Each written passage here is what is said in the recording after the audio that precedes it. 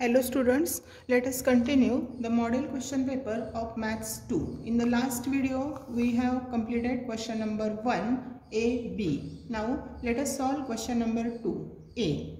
Complete any 2 out of 3 activities. या question मध्ये आपल्याला 3 ॲक्टिव्हिटीज दिलेल्या असतील, त्यातल्या कुठल्याही 2 ॲक्टिव्हिटीज आपल्याला कंप्लीट करायच्या आहेत. त्यातला फर्स्ट क्वेश्चन बघा आता. In the adjoining figure, area of triangle PQS is equal to 100 cm square. And area of triangle QRS is equal to 150 cm square. PM is equal to 10 cm. Complete the following activity to find NR. Triangle PQS and triangle QRS have same base QS. ह्या दोन्हींना same base दिलेला आहे QS.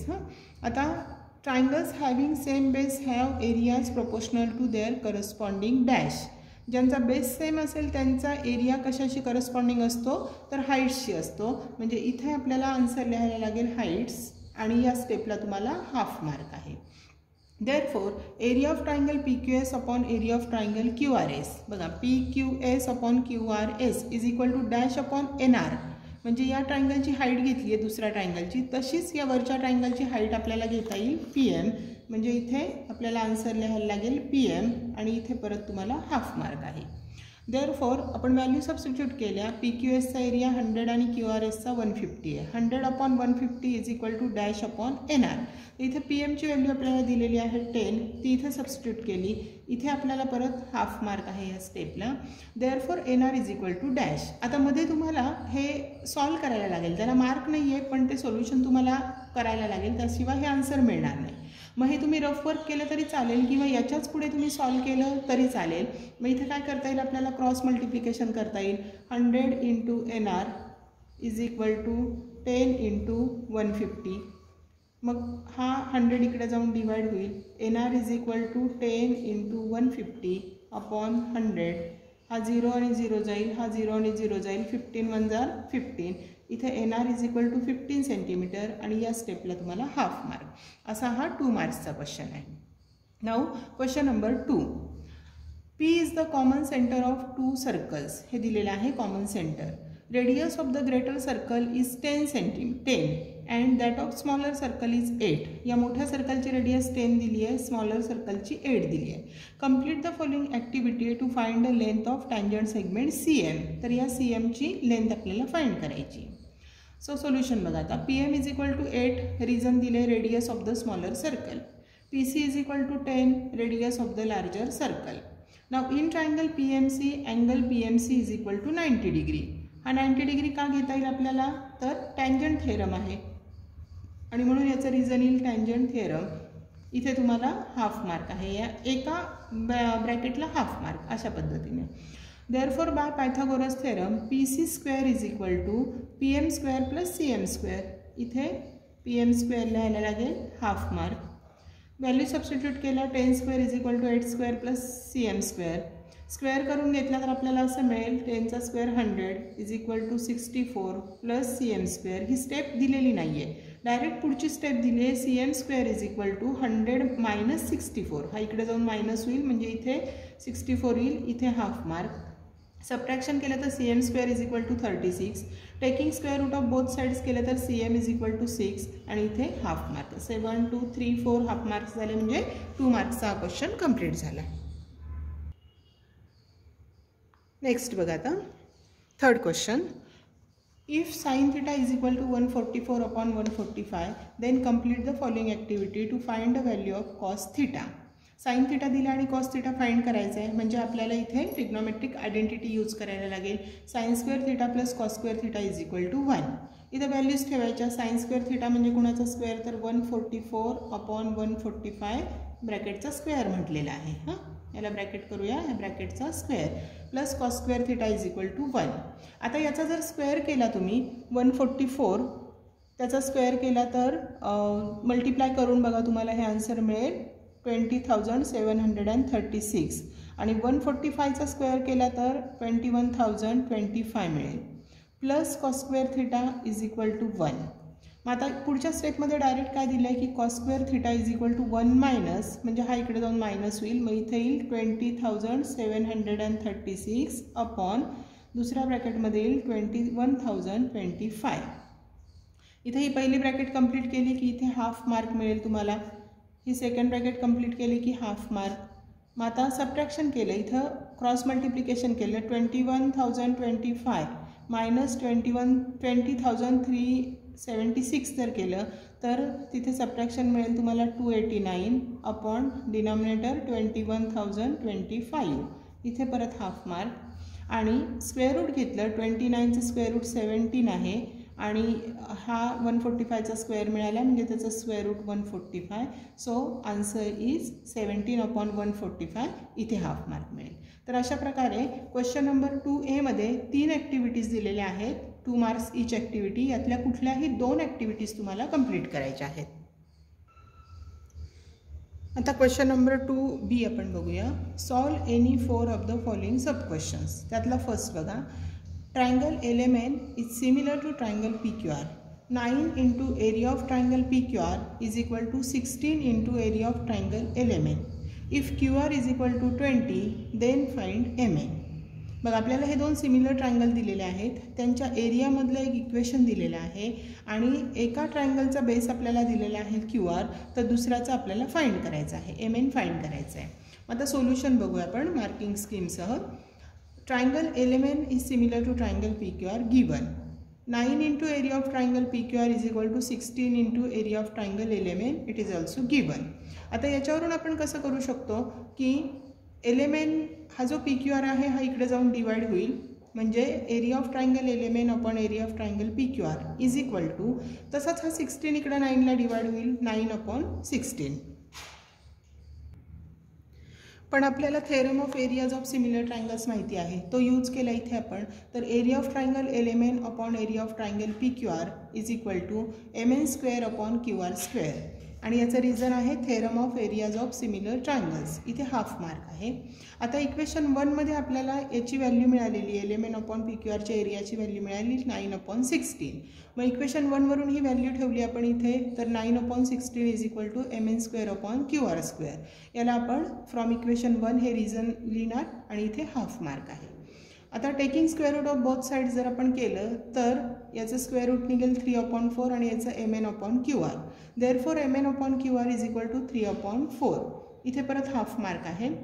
त्यानंतर आपल्याला QRची value दिलेली आहे 20, तर ही value आपण इथे ठेवली तर MN upon 20 is equal to 3/4.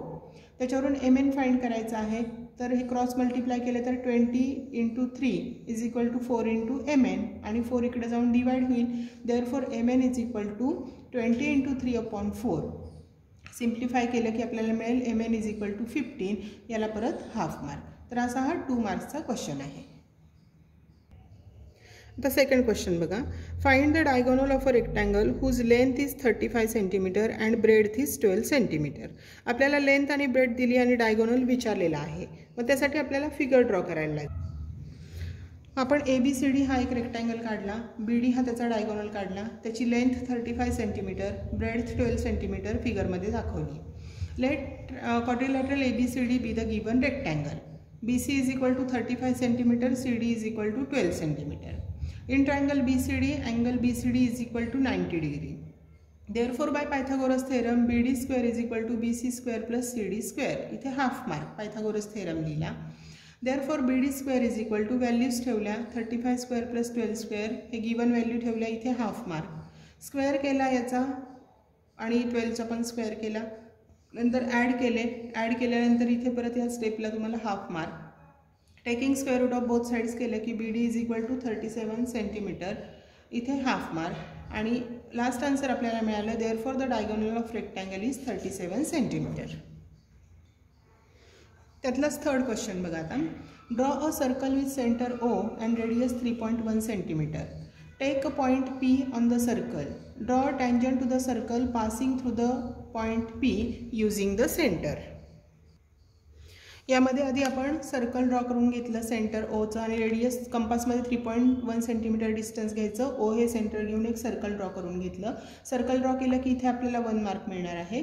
त्याच्यानंतर आपल्याला टँजंट काढायची आहे, तर टँजंटसाठी आपल्याला काय करायचं की सर्कलवर कुठेही पॉईंट पी घेतला, त्या पी पॉईंटमधून आपण एक रे काढून घेतला जो सेंटरमधून जातो.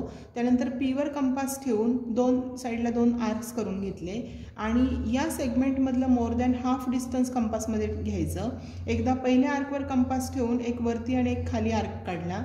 आता डिस्टन्स हलवू न देता सेकंड आर्कवर कंपास ठेवायची आणि आधीच्या आर्कला इंटरसेक्ट करणारा एक वरती आणि खाली आर्क काढला आणि या दोन्ही आर्कमधून जाणारी एक लाईन ड्रॉ केली जिला आपण एल नाव दिलं. ही बरोबर पी पॉईंटला टच करून जाते, तर ही झाली टँजंट आणि ही टँजंट काढली की इथे आपल्याला 1 मार्क आहे. तर अशा प्रकारे हा 2 मार्क्सचा क्वेश्चन आहे. 4th क्वेश्चन बघा आता. A 15.5, B 9.20 and A dash B dash B. Find the ratio in which point P 11.15 divides sec AB. आपल्याला 2 पॉईंट्स दिलेले आहेत आणि P हा पॉईंट A आणि Bच्या बिटवीन आहे. त्याचे कोऑर्डिनेट्स पण आपल्याला दिलेले आहेत 11 आणि 15 आणि आपल्याला रेशो विचारलेला आहे, म्हणजे m/n हा रेशो आपल्याला फाइंड करायचा आहे. Let point P 11.15 divide sec AB in the ratio m/n. A 15.5 and B 9.20. आपण या कोऑर्डिनेटला x1 y1 म्हणणार आणि दुसऱ्या कोऑर्डिनेटला आपण x2 y2 म्हणूया. मग इथे आपल्याला सेक्शन फॉर्म्युला यूज करायला लागणार आहे. By section formula x = mx2 + nx1 / m+n. आता हे जे p चे कोऑर्डिनेट आहे त्याला आपण xy म्हणणार. मग आता इथे आपल्याला x ची व्हॅल्यू दिलेली 11 = m आणि n माहिती नाही ते तसेच ठेवायचे.